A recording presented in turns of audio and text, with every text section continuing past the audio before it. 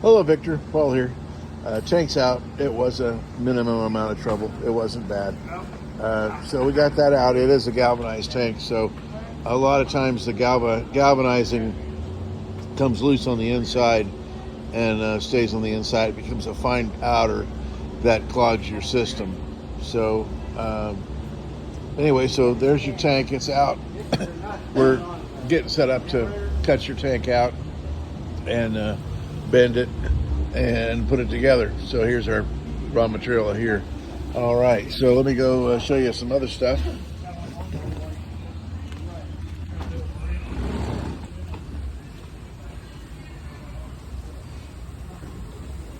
I'll be right. I'll be right back. I'm going out and taking a video of Victor Strange and stuff.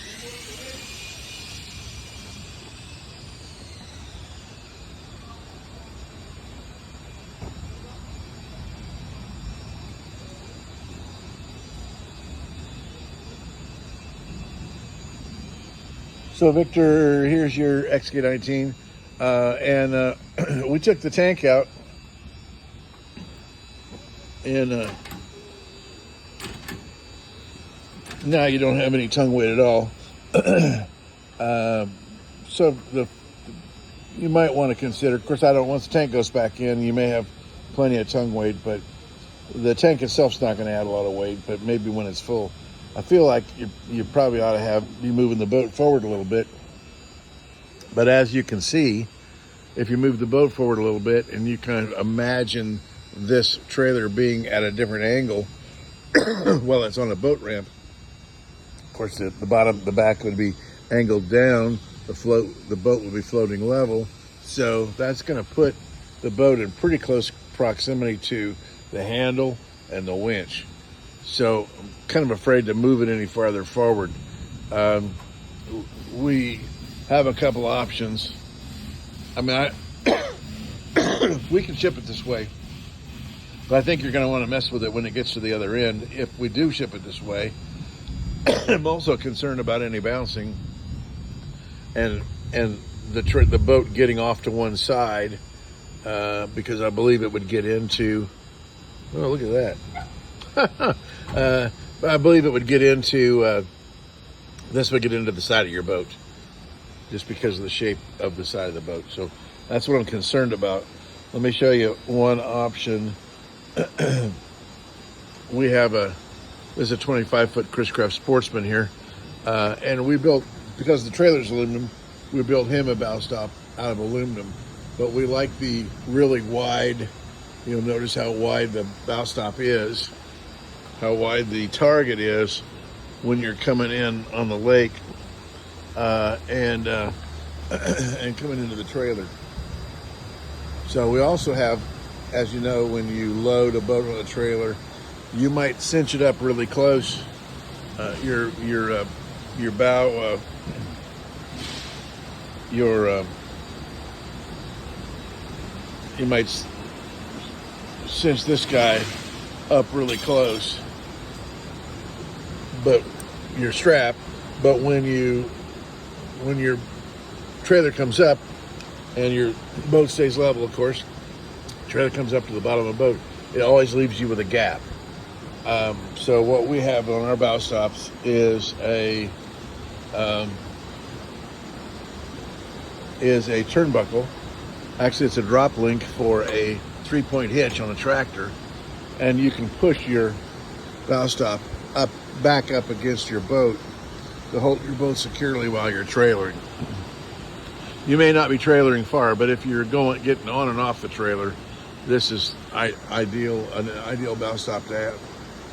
If we built one of these out of steel, we charge $1,300. If we build it out of aluminum, we charge $1,500. But yours wouldn't need to be aluminum. Yours would be fine being steel if you want one. We already quoted you one, and you declined it, but I just wanted to show you. You really need to do something, and we can probably, for $500, we've got some old bow stops that, up here on this shelf right here. Don't know if I could get a better picture of it or not, because I'm a lot taller standing up than I am in the well, yeah, it's pretty good picture. We could take an old bow stop that came off of an old trailer and install that for you, and for like $500 if you wanted to do that. The other thing I thought I better be clear about is that when we the pictures of the boat, and also when we picked the boat up, this was in this position. It was not strapped, but it was in that position. And I really don't know if it's held that way hydraulically or how it's done. We've not investigated. All I do know is that by the time we bounced this thing home on our trailer, and our trailer runs pretty smooth. I shouldn't call it bounced. I shouldn't say bounced at home, because we didn't purposely bounce anything home. Our trailer does ride pretty smooth, tandem axle trailer with the tilt deck on it.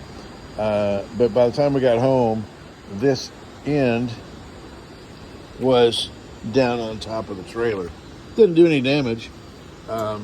Looks like it's been run through some sandbars and such, but that didn't come from our trailer because it was just sitting right on the steel on our trailer.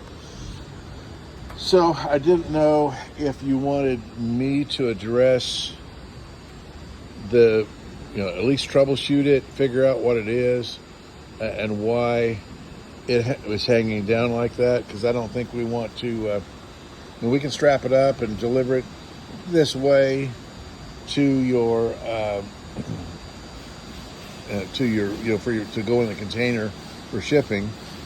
We can do that, or we can fix it.